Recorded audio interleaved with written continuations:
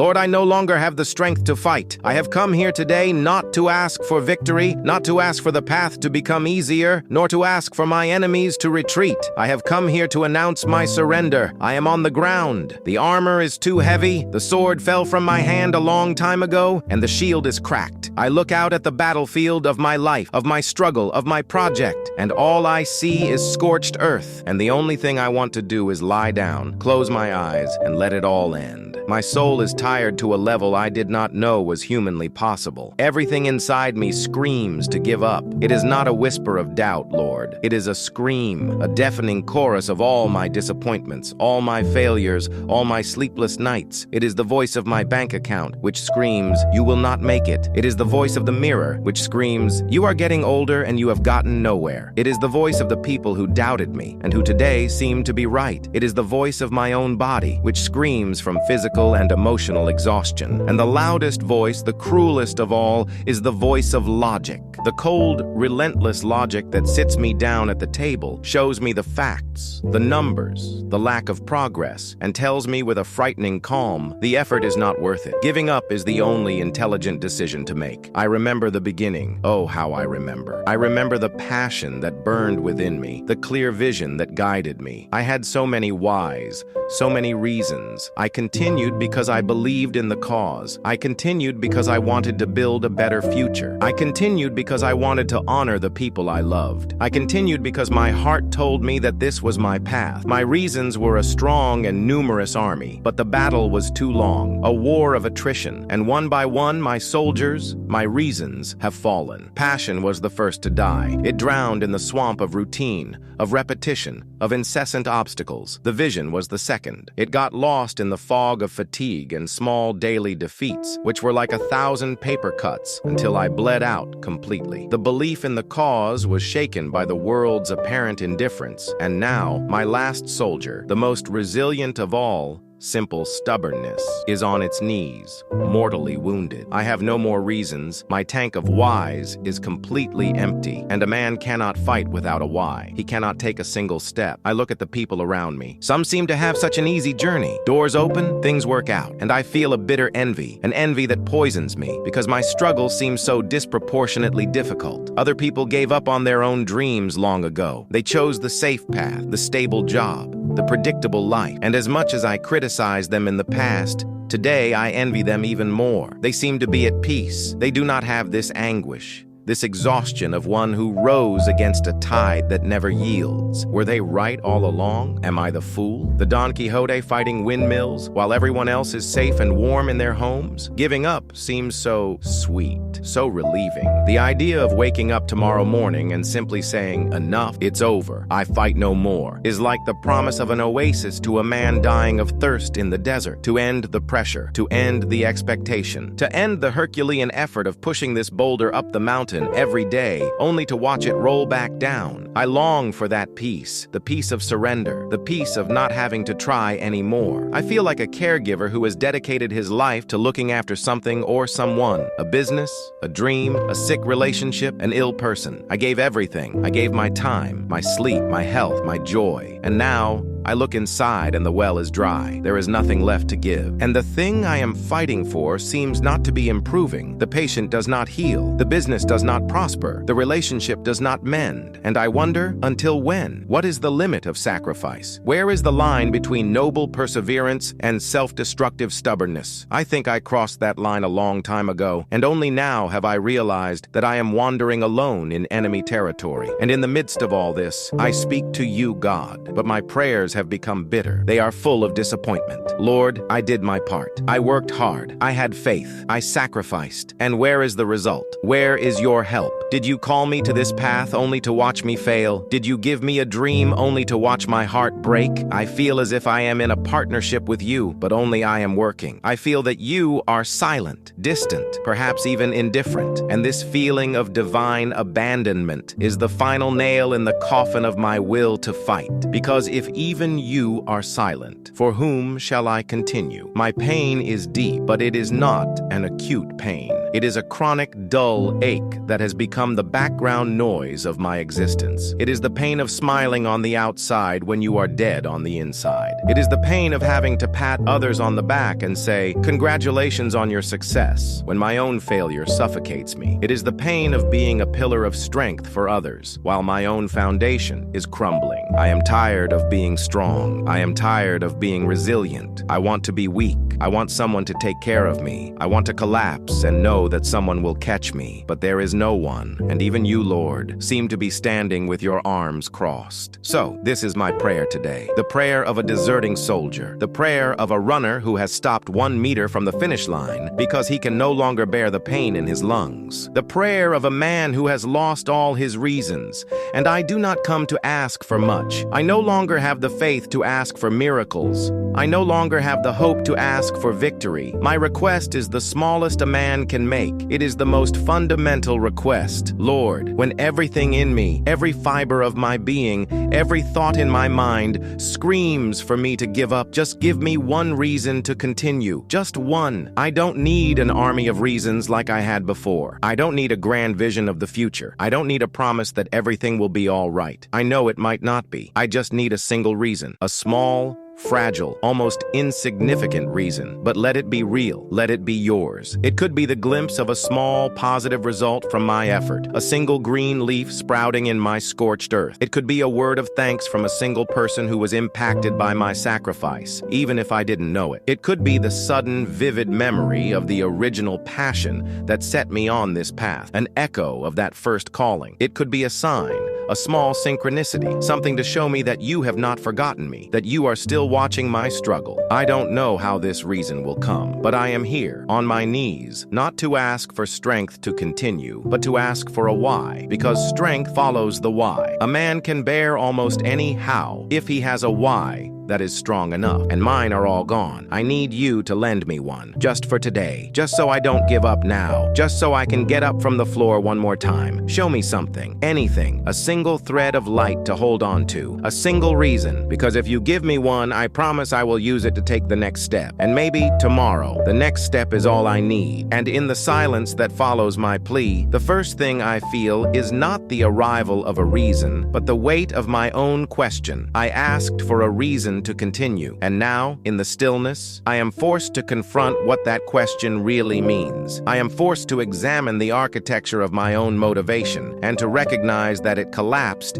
because it was built on unstable ground. My prayer then continues, but it becomes deeper, more investigative. Lord, I proceed in a tone that is no longer of desperation, but of an exhausted honesty. I confess that perhaps the problem lies in my search. I have spent all this time looking for reasons that were mine. I wanted my passion to be the fuel. I wanted my willpower to be the engine. I wanted my dream to be the map. I trusted in my own well, and for a long time, it gave me water, but now it has run dry. And I realized that perhaps my greatest failure was never having sought an external source, a source that did not depend on my own fickle emotions. I understand, in this painful clarity, that I have made my purpose an idol. The end result, the achievement, the victory, that was what moved me. And I treated you as a business partner, someone who should help me achieve my goals. I do my part, you do yours, and together we will achieve success. And now that success seems impossible, the partnership seems dissolved, and my faith, which was tied to the outcome, unravels along with it. So my prayer begins to reframe the question. Lord, perhaps I am asking for the wrong thing. Perhaps the reason to continue is not in the destination, but in the journey itself. Show me the value that exists in the very act of remaining, even when there is no applause, even when there is no visible progress. Is there any honor in that? Is there any purpose in being faithful in the midst of apparent failure? Because if there is, maybe that can be my reason. I begin to think about the person this struggle is forging me to be. Before, I was impatient, perhaps arrogant in my confidence. This long battle has taught me humility by force. It has taught me patience. It has taught me what true resilience is, not the kind from business books, but the kind of the soul that takes a beating and remains standing. Could this be the reason, Lord, that your objective was never the success of my project, but the transformation of my character? Could the real work of art not be what I was building on the outside, but what you were sculpting on the inside with the hammer and chisel of adversity? This idea is both irritating and comforting. Irritating, because it means my suffering has been a tool, and no one likes to be a tool. Comforting, because it means none of this was in vain. Every tear, every drop of sweat, every moment of despair had a purpose that transcends my understanding. If this is it, Father, please help me to accept it. Help me to exchange my quest for success for your quest for sanctification in me. If the reason for me to continue is that your work in me is not yet finished, then let that be my reason. And my prayer expands beyond myself. What if the reason is not for me? What if this stubborn fight of mine, this refusal to give up even when everything screams for me to stop, is a silent witness for someone I don't even know? What if there is another person in their own battle watching me from afar? And what if my perseverance is the light that person needs to see in order not to give up on their own fight? The idea that my suffering could have a redemptive purpose for someone else is overwhelming. Lord, I cry out now with a new urgency, if this is the case, if my struggle serves as a lighthouse for another ship in the storm, then give me a glimpse of it. I don't need to know who it is. I don't need thanks. I just need a small sign that my pain is not a black hole swallowing my life, but that it radiates something, that it serves a purpose beyond myself. If my reason is for the good of another, I think I could bear the weight a while longer. I think of farmers. They cast the seed on the ground. They do not see it grow in the dark. They have no control over the rain or the sun. They simply do their part, day after day, in faith, in the hope that the invisible and silent work under the earth will one day bear fruit. Are you calling me to be a farmer of faith, to continue planting, watering, caring, even without seeing any sprouts, to trust that the harvest season will come in your time and not in mine? It is a difficult faith, Lord, a faith of calloused hands and an aching back, a faith that offers no instant gratification, but perhaps it is the only true faith that exists. My need to understand the why of everything begins to diminish, replaced by a simple desire to obey. I don't need the general's strategic map. I am just a soldier, and a soldier only needs the order of the day. What is my order for today, Lord? My mission for the next 24 hours? Is it just to take the next step? Is it just not to give up today? And with this realization, my posture changes. I stop fighting, arguing, bargaining, and I start to listen. I decide that the next day I will get up. I will put my feet on the ground. I will do the tasks that need to be done, but I will do it all differently. I will do it in a state of active listening, with the ears of my soul open. I will stop screaming at the heavens, and I will start listening to the whispers that perhaps were always there, but that the noise of my despair prevented me from hearing. Okay, Lord, I conclude in a sigh of surrender. I understand. I don't have a reason. All of mine are gone, and I will no longer try to fabricate one. I am exhausted, so I give you my lack of reasons, and I ask you to replace it with one of yours, and I promise I will be attentive. I will look for it, not in a grand event, not in a spectacular miracle. I will look for it in the small places, in an unexpected encounter, in a word from a friend, in a passage from a book, in a sudden feeling of peace. I will become a hunter of reasons, your reason. I am still on the ground. Exhaustion is still my closest companion. The urge to give up is still crouching in the corner of the room, watching me. But something has changed. My prayer has ceased to be a demand and has become an invitation. I am no longer saying, give me, I am saying, show me. And this small change of preposition changes everything. It transfers the power and the responsibility from me to you. And in the act of transferring this burden, I feel a relief I haven't felt in a long time. The fight is not over yet, but my solitary war is. Now, I wait for the orders from my commander. I wait for my one reason, and I know that when it comes, it will be enough. And the next day began like all the other recent days. Gray, heavy, a task to be endured, not lived. I got out of bed, not out of will, but out of inertia, and I kept my promise. I began my day in a state of listening. Every step, every task was accompanied by a silent mantra. Lord, I am here. I am listening. I am looking for my reason. I expected nothing. In fact, a part of me, the cynical and wounded part, expected to prove that my prayer would be in vain, that the silence would continue. I decided I would clean up my mess, not just the mess in my room, but the mess of my struggle. I started organizing papers, old emails, shelved projects. It was a way of admitting defeat, of preparing the ground to close the doors for good. Every folder I opened was a small monument to a failed dream, to an effort that came to nothing. The pain was dull but constant, and the voice that screamed to give up was there. In every every piece of paper, in every unanswered email. See, none of this was worth it. Throw it all away and end this suffering. And it was in the middle of this tidying up, in the middle of this administrative funeral for my own dreams, that I found it, the reason. And it did not come with thunder or a flash of light. It came in the form of an old email from 3 years ago, lost in a folder I didn't even remember creating. The subject was simple, a thank you. I opened it without any expectation. It was from a young man, an intern or an early client, someone who had passed briefly through my journey and whom I barely remembered. My mind at the time was so focused on my own success,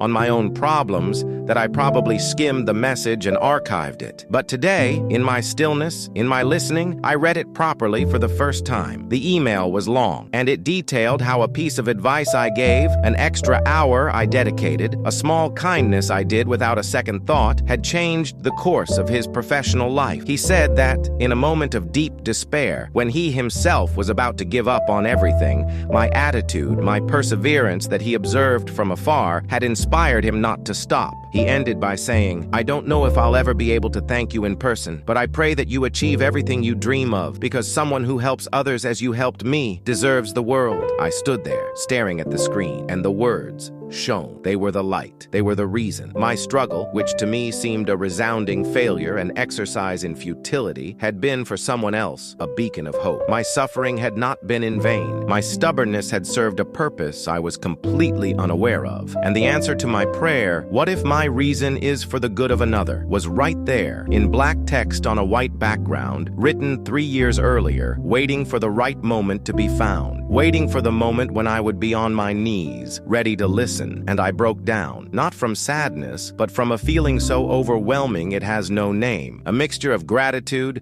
of shame for my own blindness, of relief, of awe. I cried as I had not cried in years, a cry that washed away the bitterness, that dissolved the cynicism. God did not answer me with a promise of future success. He answered me with a testimony of a past and hidden success. He didn't show me what I could gain, but what I had already given without realizing it. That email did not pay my bills. It did not fix my mistakes. It did not make my mountain smaller, but it did something much more important. It changed my relationship with the mountain. I no longer saw it as a monument to my failure. I began to see it as an observation post, a place from which, perhaps, my struggle could be seen by others who needed courage. The voice that screamed to give up did not fall silent, but now I had an answer for it. When it said, "It's not worth it," I could calmly reply, "It was worth it for that young man. And if it was worth it for one, it could be worth it for others." When it said, "You are suffering for nothing," I could say, "I don't know the full plan, but now I know that my suffering can be redemptive."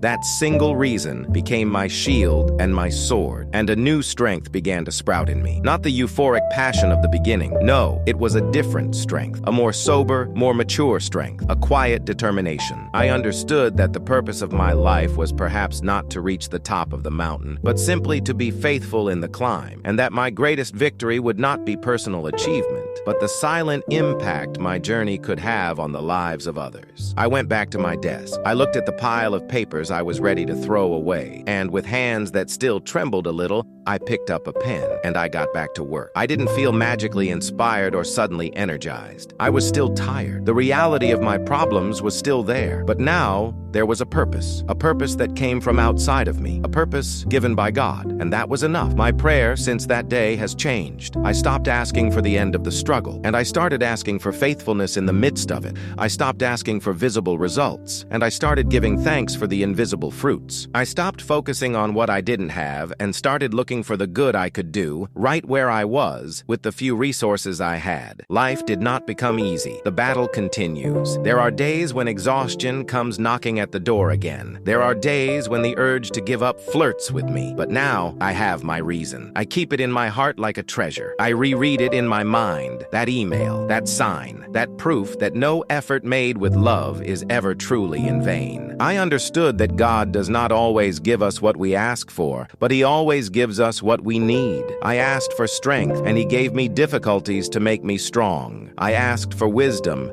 and He gave me problems to solve. I asked for courage, and He gave me dangers to face. I asked for a reason to continue, and He showed me that the reason was never in me, but in serving others and in glory to Him. Today, I continue my journey, one step at a time. Some days, the step is firm. On others, it is a shuffling of feet. But I no longer stop, because I no longer walk for myself. I walk for that young man, and for all the others whom I may never know, but who may be looking at my stubborn little light, fighting not to let their own go out. And this, Lord, is the greatest of honors. It is the greatest of reasons, and it is more than enough. Amen. If this touched your heart, share it with someone who might need a reason to take the next step today.